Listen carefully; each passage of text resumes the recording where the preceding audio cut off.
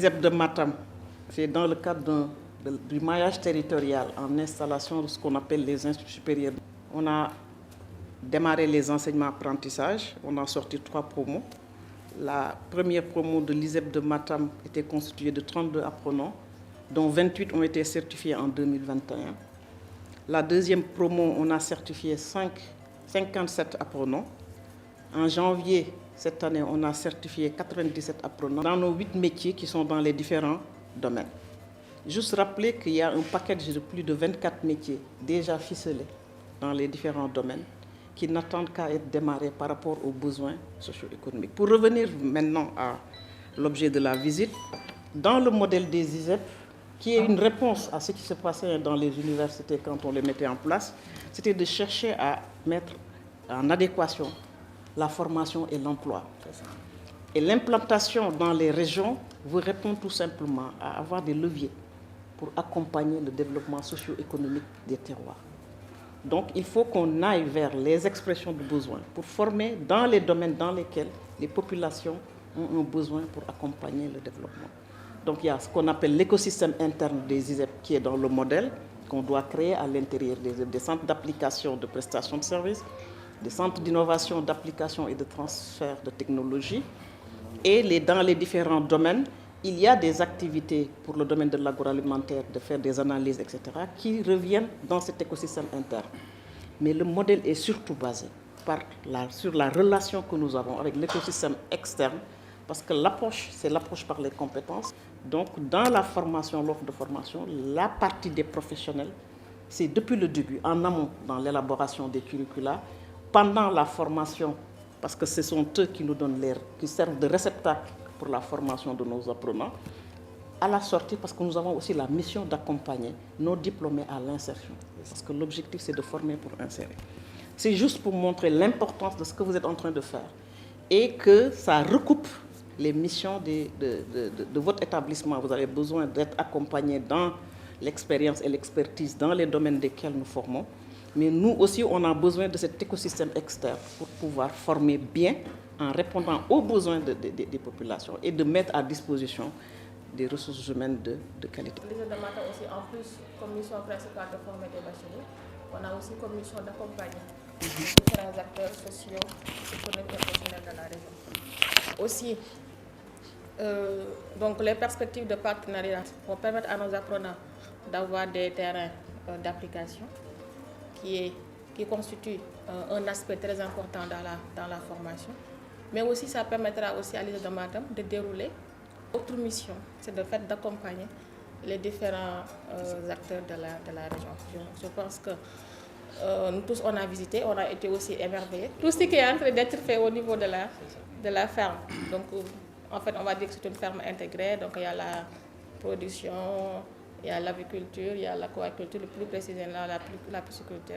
On devait être très concret par rapport au domaine où je suis, par exemple l'artisanat, où vraiment on a vu que tout à l'heure en discutant avec les factures exorbitantes, donc le coût énergétique, nous pouvons beaucoup intervenir sur faire des études sur la possibilité de solariser tout, c'est-à-dire d'être autonome ou bien d'être dans un scénario de mix énergétique. Donc toutes ces choses-là, on peut vraiment y travailler.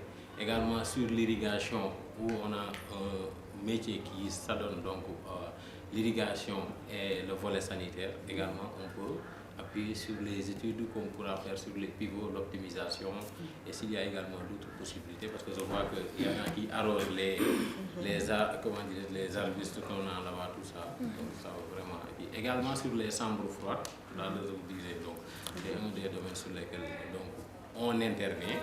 Donc même la dernière fois quand on est allé en découverte, ces jours de découverte au niveau du CIPA de Tchambé, on a eux maintenant ils ont solarisé carrément leur chambre froide négative qu'ils ont là-bas et ils prévoient d'en faire la même chose pour les chambres froides positives qu'ils ont. Donc sur ces volets-là, on peut beaucoup accompagner et on est disponible. Témoigner encore ma satisfaction d'être là et vraiment l'enthousiasme qui se dégage de ce que nous avons pu voir ici en termes d'infrastructures, notamment pour la pisciculture, c'est vraiment de très bonnes choses.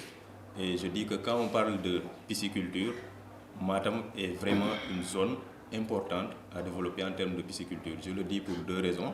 Il y a le manque de poissons, mais même à travers nos études, parce qu'avec une dizaine d'années d'expérience sur différents livres, j'ai pu au moins voir comment évolue le marché. Et il n'y a pas un endroit où le poisson se vend le mieux que la région de Matam, en termes de prix. Ne serait-ce que pour ça, disons, les marges de bénéfices qui pourraient en découler, on valent la peine de vraiment investir là-dessus.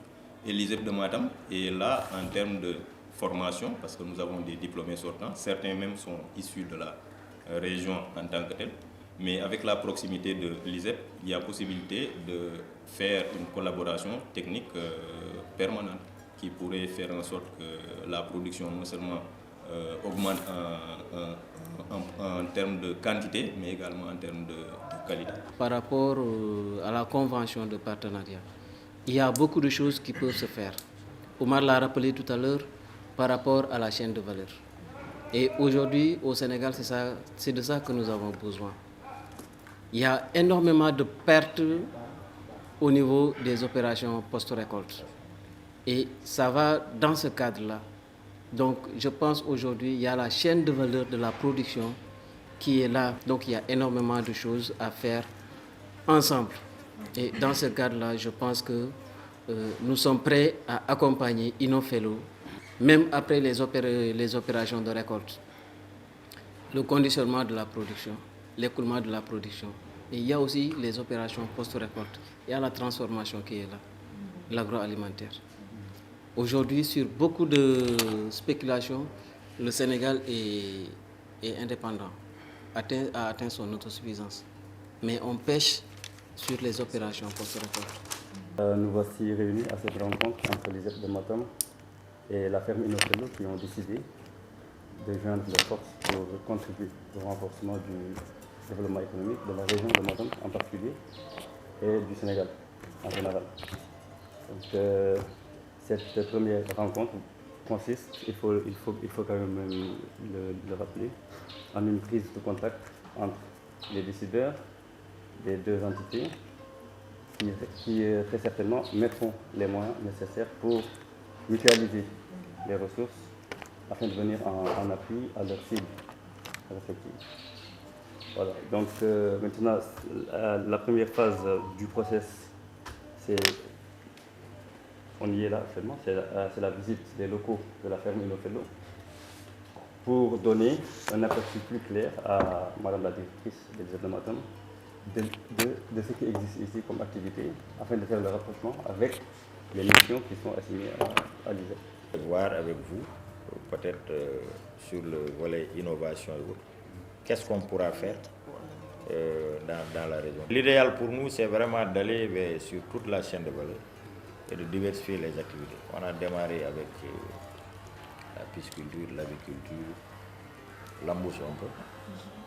Et on va aller vraiment dans toutes ces filières-là et aller vers peut-être la transformation, y compris ça avec l'accompagnement de l'ISEP. Je pense que le cadre est très bien établi et nous sommes vraiment disposés à signer cette convention avec vous et comptons aussi beaucoup sur l'ISEP pour pouvoir atteindre ces objectifs.